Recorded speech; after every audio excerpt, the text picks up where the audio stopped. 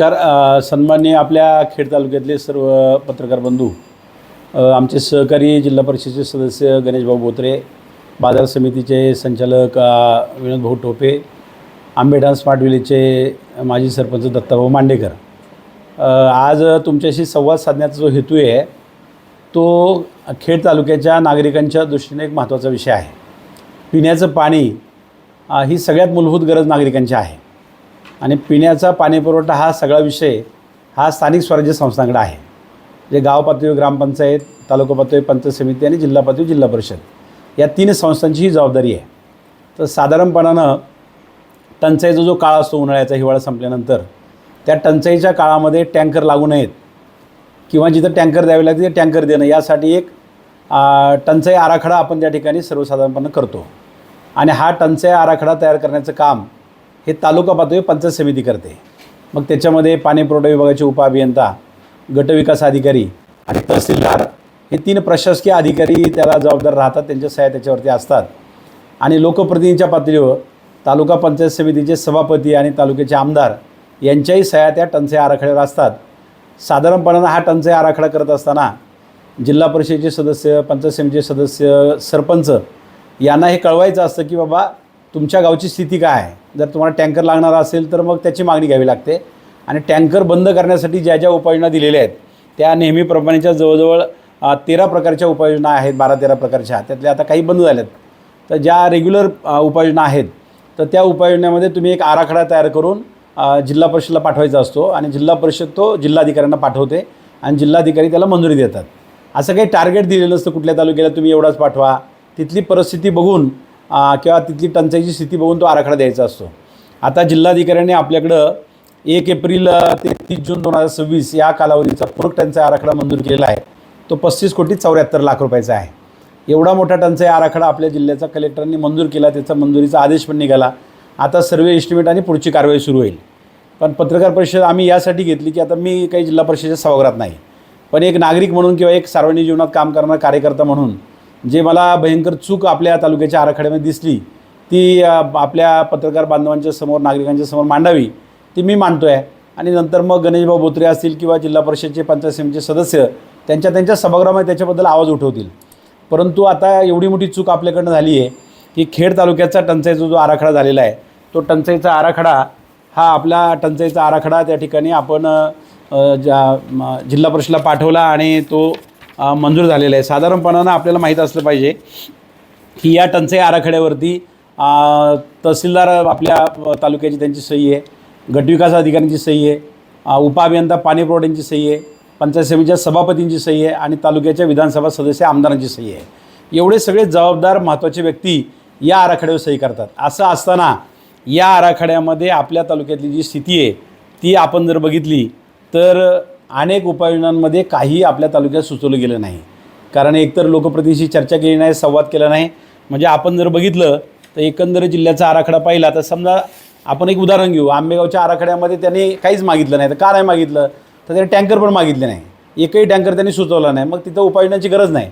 पण आपल्या तालुक्यामध्ये साधारणपणानं 150 ठिकाणी आणि 150 टँकर लागतील. त्याच्यामध्ये 41 गावं आणि 109 वाड्यावस्त्या सुचवलेल्या आराखड्यामध्ये. इतक्या मोठ्या प्रमाणावर जिल्ह्यातल्या आपल्या तालुक्यानं त्या ठिकाणी टँकरची स्थिती आहे असं कळवलेलं आहे. मग एका बाजूला टँकरची स्थिती अशी असेल तर टँकर बंद करण्यासाठी किंवा टँकर लागू नये म्हणून ज्या उपाययोजना करायच्या असतात त्या उपाययोजनांमध्ये आपण काही काम केलं नाही. आता विंधन विहिरी आहे, आपण बोरवेल घेतो. आता एका बोरवेलला आता 80 ते 1 लाख रुपये लागतात, 80,000 ते 1 लाख रुपये लागतात. आता ग्रामपंचायतची क्षमता उत्पन्न पश्चिम पट्ट्यातल्या कमी आहे, त्याच्यामुळे त्या करू शकत नाहीत. विंधन विहीर कुपनलिका घेण्यामध्ये पुणे जिल्ह्यामध्ये 1461 विंधन विहिरी मंजूर झालेल्या आहेत. आणि आपल्या तालुक्याच्या सरासरी किती पाहिजे? 10 विधानसभा आहेत. आपला तालुका 100-150 विंधन विहिरी, कारण ज्यावेळेला तुम्ही 150 वाड्यावस्त्या, गाववाड्यावस्त्या सुचवता त्यावेळेला त्या प्रमाणामध्ये जर तिथं काही ठिकाणी सर्वे केला असता आणि बोरवेल सुचवले असते तर काही ठिकाणचे टँकर बंद झाले असते. आपल्या आराखड्यामध्ये फक्त त्या ठिकाणी ही आराखड्याची कॉपी आहे. फक्त 10 विंधन विहिरी आपल्या तालुक्यामध्ये सुचवण्यात आलेल्या आहेत. मोठ्या प्रमाणात लोकांची मागणी आहे. कमी पैशामध्ये त्या ठिकाणी उपाययोजना होते, तातडीने उपाययोजना होते, लगेच लोकांना प्यायला पाणी मिळतं. पण दुर्दैवानं या ठिकाणी या आराखड्यामध्ये फक्त 10 विंधन विहिरी, त्यासाठी 10 लाख रुपये खर्च त्या ठिकाणी सुचवण्यात आलेला आहे. दुसरी जी उपाययोजना आहे म्हणजे नळ पाणीपुरवठा योजनांची दुरुस्ती. आता जलजीवन मिशनमध्ये मध्ये देखील गणेश भाऊंनी मिटिंग लावली होती. जलजीवन मिशनच्या अनेक योजना अर्धवट आहेत. लोकांना प्यायला पाणी मिळालं नाही आहे. ज्यांनी लक्ष देऊन लोकप्रतिनिधी काम केलं आहे, गावकऱ्यांचं लक्ष त्या पाणी योजना पूर्ण झाल्यात. पण जलजीवन मिशनचं काम मोठ्या प्रमाणात अर्धवट आहे. याचा अर्थ असा आहे की जुन्या पाणीपुरवठा योजनांवरती आता त्या ठिकाणी गावांना प्यायला पाणी मिळते आणि काही ठिकाणच्या योजना बंद आहे. आणि मग त्या पाणीपुरवठा योजनांची दुरुस्ती म्हणजे काय, तर साधारणपणानं आपल्या विहिरीपासून किंवा त्या डॅमपासून उद्भवापासून टाकीपर्यंत पाणी टाकणं हे जर बंद असेल तर त्याला आपण मुख्य पाणीपुरवठा करणारी लाईन म्हणतो, तिला पैसे मिळतात. नळ पाणीपुरवठा योजना दुरुस्तीमध्ये वितरणाला मिळत नाही. आता या नळ पाणीपुरवठा योजना दुरुस्तीमध्ये पुणे जिल्ह्यामध्ये 154 कामं त्या ठिकाणी मंजूर झालीत आणि त्याची कॉस्ट आहे 12,21,00,000 आणि खेड तालुक्याला भोपळा आहे, 0 आहे.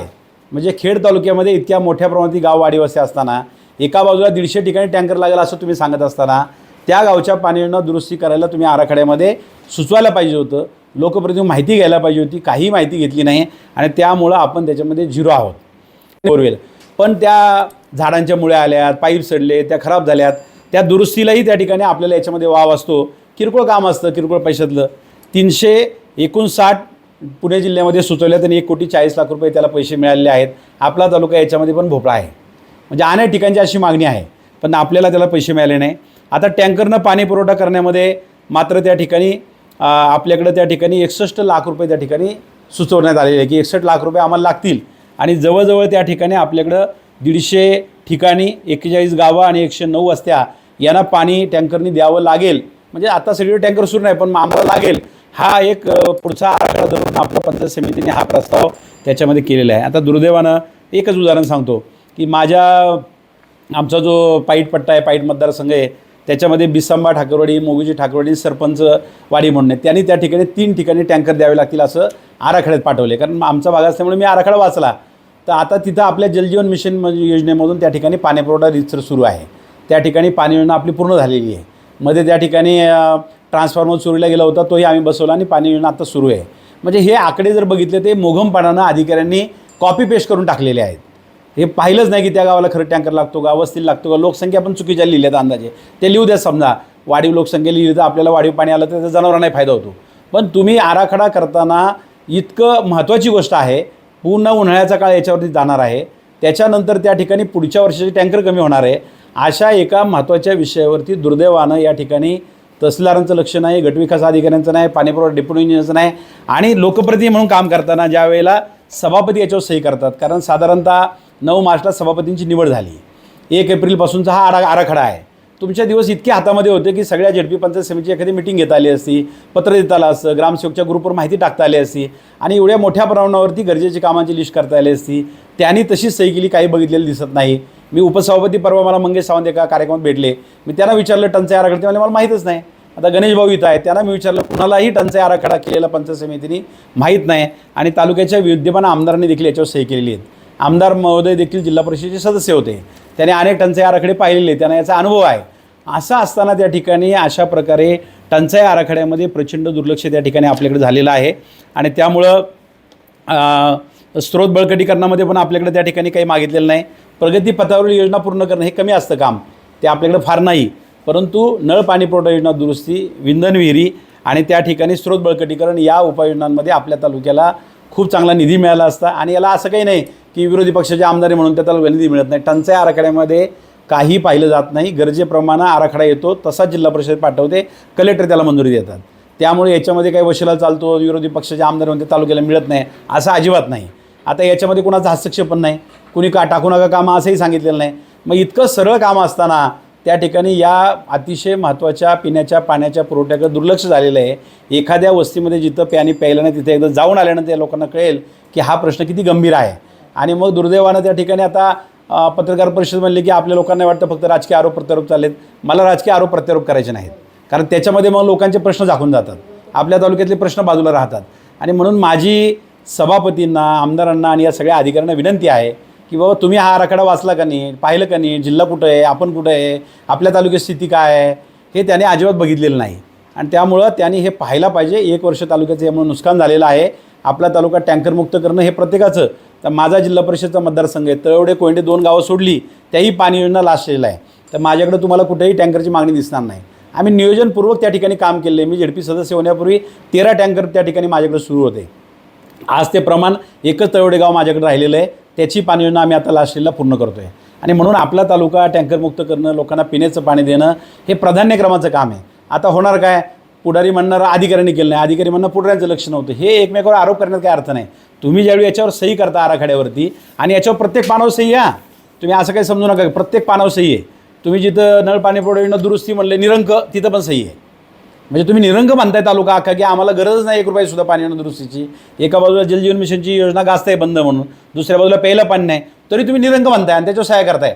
म्हणजे हे इतकं जर आपण वरवरपणानं काम करणार असू, उथळपणानं काम करणार असू तर याच्यामध्ये तालुक्याचं नुकसान आहे. आणि म्हणून त्या ठिकाणी हे बघा तक्ता तुम्ही बघितलं तर निरंक आहे आणि त्याच्यावरती सह्या आहेत, सगळ्यांच्या प्रत्येक पेजवर सह्या असतात. म्हणजे इतक्या गंभीर बाबीकडे दुर्लक्ष करून नुसते एकमेकावर आरोप करून त्या ठिकाणी काही होणार नाही. आपल्या तालुक्याचं याच्यात नुकसान झालेलं आहे.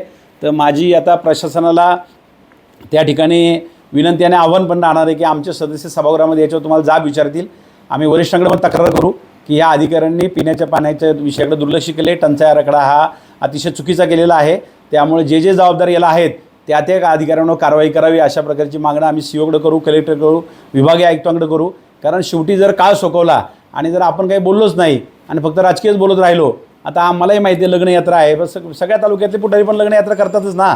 परंतु लग्नयात्रा करण्याच्या नादामध्ये जर लोकांच्या मूलभूत प्रश्नाकडे दुर्लक्ष होणार असेल तर आम्ही जे लोक पदावर आहेत, म्हणजे जे लोक पदावर आहेत त्या पदावरच्या लोकांनी हे लक्षात ठेवलं पाहिजे की लग्नयात्रा हा कार्यक्रम वेगळा आहे आणि आपला अधिकार आहे तो आपण वाजवायला पाहिजे. आपण तालुक्याचं हित बघितलं पाहिजे, तालुक्यात योजना खेचून आणल्या पाहिजे.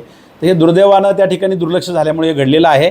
आणि म्हणून ही माहिती आज पत्रकार बांधवांच्या समोर यासाठी दिली की तुमच्याकडे आल्यानंतर लोकांमध्ये जागृती होईल, प्रेशर राहील. शेवटी मीडियामुळे प्रेशर तयार होतो, लोकप्रतिनिधी होते, अधिकाऱ्यावर प्रेशर तयार होतो. नाही तर मग हे असंच झाकून ठेवणार, कोणी बघणार नाही. उन्हाळ्यात पावसाळा आला की सगळे लोक विसरून जाणार. आणि त्याच्यामुळे हा विषय मी त्या ठिकाणी जनतेच्या समोर तुमच्या माध्यमातून मांडतो आहे, अधिकाऱ्यांच्या समोर मांडतो आहे. आणि याच्यात अजून काही दुरुस्ती करता येईल का याचा देखील प्रयत्न आम्ही करणार आहोत. धन्यवाद. टंचाई आराखड्यावरती ज्यांची सही आहे, ज्यांच्या शिफारसीने आराखडा जातो, सगळे याच्यामध्ये दोषी आहेत. कारण तुम्ही ज्यावेळी सही करता त्यावेळेला तुमचं पाहणं काम आहे की बाबा माझ्या तालुक्यात काय आलेलं आहे. ते अधिकाऱ्याचं पण आहे, तहसीलदाराचं पण कर्तव्य आहे, गट विकास अधिकाऱ्यांचं पण आहे, पाणीपुरवठा डेप्युटीचं पण आहे आणि आमदारांचं पण आहे, सभापतीचं पण आहे. सगळ्यांची जबाबदारी याच्यामध्ये आहे. याची प्रांतांची मला याच्यावर सही दिसत नाही आहे, पण बाकी सगळ्यांनी सह्या केल्यात आणि मग त्या सगळ्यांची जबाबदारी आहे. त्या सगळ्यांनी ती स्वीकारली पाहिजे, मान्य केलं पाहिजे. जर प्रांत साहेबांची सही नसेल तर ती कागदपत्र नाही, असं काही सगळ्या याच्यावरती बंधनकारक नाही. तहसीलदाराची असेल तर चालते, परंतु किमान महसूलच्या एका अधिकाऱ्याची, कारण टंचाई हा विषय त्यांच्याकडे येतो तर त्याच्यामुळे त्यांनी त्याच्यामध्ये पाहिलं पाहिजे होतं. पण पंचायत समितीने पाठवला, त्यांनी काही पाहिलं नाही. त्यांनी तरी उपसभापती, झेडपीचे सदस्य, पंचायत समिती सदस्य, सरपंच यांना कळून आराखडा करायला, पण त्यांना वेळ होता ना. 1 एप्रिलच्या पुढचा आराखडा आहे. सभापतीची निवड होऊन 15-20 दिवस तुमच्या हातामध्ये होते, पण तुम्ही बघितलंच नाही. त्याच्यामुळे आपल्या तालुक्या याच्यामध्ये तुम्ही सगळा आराखडा तुम्हाला कॉपी दिलेली आहे. हा ओरिजिनल जिल्हाधिकाऱ्यांचा मंजुरीचा आराखडा आहे, तो पण माझ्याकडे आहे तुम्हाला पाहण्यासाठी. पंचायत समितीचा पण आहे आणि याची PDF पण मी तुम्हाला पाठवतो सगळ्यांना. मंजूर कलेक्टरनी केला तेव्हा आम्हाला पाहायला मिळाला. तो 7 तारखेला त्यांनी मंजूर केला, तो 8-9 तारखेला बाहेर आला. त्यामुळे आम्हाला त्याची कॉपी मिळाली. आता माझी मिसेस सगळ्या अधिकाऱ्यांना पत्र देईल, बाकीचे सदस्य त्या ठिकाणी अधिकाऱ्यांना पत्र देतील की या आराखड्यात आता काही दुरुस्ती करता येईल का.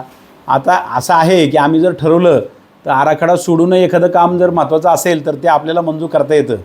त्यामुळे ते आपण ताकद लावून ते करू शकतो, पण ते एखाद्या केसमध्ये असं सर्रास आपण आराखडा सोडून करत नाही, आराखड्याच्या बाहेर जाता येत नाही. आणि त्याच्यामुळे त्या ठिकाणी आता आराखडा होऊन गेला आहे, तो दुरुस्त करता आहे का जिल्हाधिकारी, विभागीय आयुक्तांच्या पातळीवर आपण बघूया, प्रयत्न करूया. पण हे करण्यासारखं सहज सोपं होतं, ते आपण अवघड करून ठेवलेलं आहे. नाही, हे बघा, हे आता सहीला काय आमच्या येत नाही, लक्षात घ्या. किंवा झेडपी सदस्यांना, पंचायत सदस्यांना त्याची कल्पना दिली, SMS पण नाही. याची बैठक घ्यायची असते, लोकांना बोलून त्यांच्या मागण्या घ्यायच्या असतात. कुणाला सरपंचांना SMS नाही, कुणाला पत्र नाही, कुणाला झेडपी सदस्यांना नाही. हे कळणार कसं आहे ना, बाहेरच्या लोकांना कळणार. डे टू डे तर आपण काय कामकाजाचा भाग घेत नाही किंवा दुसऱ्याच्या कामात हस्तक्षेप करत नाही. आपलं काम आपण करतो वेळेला. तालुका स्तरावरून खाली वरती कलेक्टर साहेबांकडे जातात. पंचायत समिती शिफारस करते, जिल्हा परिषद जातो, जिल्हा परिषद सगळ्यांचा एकत्र करतात आणि कलेक्टरला पाठवतात. मग कलेक्टर खाली चौकशी करत नाही काय रेग्युलर योजना आहे. हे काय बघा, टंचाई उपाययोजना ही वर्षानुवर्ष आहे. म्हणजे मी राजकारणात आलो तेव्हापासून त्याच्या अगोदरपासून आहे. तर हे रेग्युलर काम आहे. हे काही नवीन आहे, पहिलीच योजना आहे, पहिल्यांदा विषय असं नाही ना. रेग्युलर ज्यावेळी काम असतं त्यावेळी ते त्या वेळेला लक्ष देऊन करायला पाहिजे. उन्हाळा आला की त्याची तयारी करावी लागते ना. म्हणजे तुम्ही पुढची तयारी अगोदर नाही केली, ह्याची तयारी लगेच त्यांनी फेब्रुवारी मार्चमध्ये करायला पाहिजे होती. आणि जिल्हा परिषद पंचायत समिती सदस्य जरी नव्हते समजा फेब्रुवारीमध्ये म्हणू का, तर हे विधानसभा सदस्यांचं काम आहे ते. त्यांना माहीत पाहिजे होतं की आपल्या तालुक्यामध्ये आपल्याला याच्यावर काम करायचं आहे, आपण तयारी करावी. त्यांनी तयारी करायला पाहिजे होती. आमदारांनी नाही केलं तरी जिल्हा परिषदमध्ये तुमची सत्ता आहे, तर तुम्ही त्याच्यात नाही आराखडा पंचायत समिती करते. पत्रकार साहेब, आराखडा जो आहे तो 100% अधिकार किंवा डाटा करायचं पंचायत समिती करते. जिल्हा परिषद त्याच्यामध्ये टार्गेट देत नाही कोणाला, लक्षात घ्या की असे तुम्हाला एवढेच पैसे आज सांगत नाही. तुम्ही जसा आराखडा द्याल त्याप्रमाणे आराखडा पोट पाठवला जाते. आराखडा तुमचा चुकला तर जिल्हा परिषद काय करणार त्याला. जशी आणि याला कुठल्या मिटिंगची मंजुरी लागत नाही, लक्षात घ्या. झेडपी पंचायत समितीच्या कुठल्या मिटिंगची मंजुरी लागत नाही. हे फक्त सभापती आमदार सही करतात, अधिकारी सह्या करतात. हे मिटिंगच्या पुढं मांडलं जात नाही आराखडा. पण आराखड्याची मिटिंग, तयारीची मिटिंग घेणं हे आपल्या हातामध्ये आहे, किंवा आराखड्याचा आढावा घेणं हे आपल्या हातामध्ये आहे. ते करायला पाहिजे होतं. पण ते टंचाईची काही बैठक झालेली दिसत नाही. ती जलजीवन मिशनची झाली यांनी लावली. ती जलजीवन मिशनची विषय तो वेगळा होता, पाणी पुरवठा योजना अर्धवट काम आहे ती. इतके म्हणजे करायला आली प्रसिद्धी. तुम्ही ह्याची टंचाई आराखडा करून याची रील करायला पाहिजे होती ना. आम्ही एवढे पैसे आणले, तुम्ही लग्नातले रील करायला लागले आणि त्याची जाहिरात करायला लागले. लोकप्रतिनिधीचं काम आहे का? तुम्हाला लोकांनी निवडून कशाला दिले? तुम्ही हे काम करा ना, आराखडा करा, याच्यावर पैसे असताना चांगलं काम करून दाखवा, मग प्रेस घ्या, मग तुमची रील बनवा. आता हे लग्नांची रील करायला लागले लोक, तर शेवटी लग्न हे सार्वजनिक काम नाही आहे. लग्न हे व्यक्तिगत कौटुंबिक कार्यक्रम आहे. हे टंचाई, पिण्याचं पाणी हे सार्वजनिक काम आहे. लोकांनी आपल्याला निवडून यासाठी दिलेलं आहे, लक्षात घ्या. जाणीव करून देताय की रीलवाल्यांची कामं करून करताय? नाही, असं काय रीलवाची करत नाही. ज्याने त्यांनी ठरवलं पाहिजे, त्याचा अधिकार आहे. सोशल मीडिया त्याचा ते स्वतःचा आहे. पण लोकप्रतिनिधी हा लोकांचा असतो, लक्षात ठेवा. लोकांनी निवडून दिलेला आहे, त्यामुळे ते जबाबदार आहेत. लोकांच्या प्रत्येक कामाला जबाबदारी त्यांची आहे आणि त्याने ते स्वीकारायला पाहिजे. आपण कुठल्या पदावर आहोत, आपण काय करायचं हे त्यांनी ओळखलं पाहिजे. आता प्रत्येक जे पुढारी आहेत ना, त्यांचा एक माणूस रील बनवणारा एक पुढे एक मागं 2-2 रीलवाले असतात. आता जिल्हा परिषद खातेप्रमुख म्हणायला लागले की बाबा आता तू काय बोलायच नको, रीलवाला लगेच मागे. त्यामुळे आता खातेप्रमुख याच्यामुळे ही अशी माहिती पण देत नाहीत. हे सभागृहात कधीच, म्हणजे तुम्ही मिटिंग हॉलमध्ये किंवा केबिनमध्ये कधीच मोबाईल चालवायचा नसतो. हे प्रोटोकॉल काही पाळायचे असतात. हे कधीच मग अधिकारी तुमच्याशी कधी खरं बोलणार आहे, कधी तुम्हाला खरं सांगणार आहे अधिकारी? तुम्ही जर सारखेच मोबाईल लावून जर बोलायला अधिकाऱ्याबरोबर, भेटीचाही फोटो, रस्त्यात भेटले तरी फोटो, ऑफिसला भेटले तरी त्याचा फोटो, त्याचा काय उपयोग नाही. ते काय लॉंग लाईफ लोकांच्या कामाचं नाही. हे तात्पुरती प्रसिद्धी आहे. मध्यंतरी 1-2 जिल्हा परिषद सदस्यांचे काही व्हिडिओज व्हायरल झाले होते, ते समाजवादले होते. त्याच्यावर काय म्हणाल? रील हां, नाही आता ॲक्च्युली असं आहे की समजा बजेटची बैठक असेल तर मग त्यावेळेला उपाध्यक्ष थोडंसं अलाउड करतात बजेटची बैठक शूट करायचं. तो अध्यक्षांचा अधिकार आहे. पण इतर वेळेला सभागृहामध्ये कधी शूट करता येत नाही. हां, डिपार्टमेंट फार तर फोटो काढू शकतं की बैठक झाली म्हणून, पण तुमच्या भाषणाचा पूर्ण रील करता येत नाही. बजेटचे परवानगी आमच्या वेळी बजेटला परवानगी दिली होती उपाध्यक्षांनी, त्यांच्या बजेटला त्यांचंही भाषण शूट केलं तर सदस्यांचं केलं तर. पण इतर वेळेला कुठलाही विषय मांडताना तुम्हाला तिथं रील नाही करता येत किंवा त्याचं शूट नाही करता येत. सभागृहाचे ते नियम आहेत. पत्रकार बसलेले असतात, पत्रकार वार्तांकन करतात, त्यांना तो अधिकार आहे. किंवा अध्यक्षांगी आपले एक रीतिरिवाज आहे पुणे झेडपीचा, आपण पत्रकारांना बसू देतो. पण शूटिंग करणं वगैरे ते काही मान्य नाही.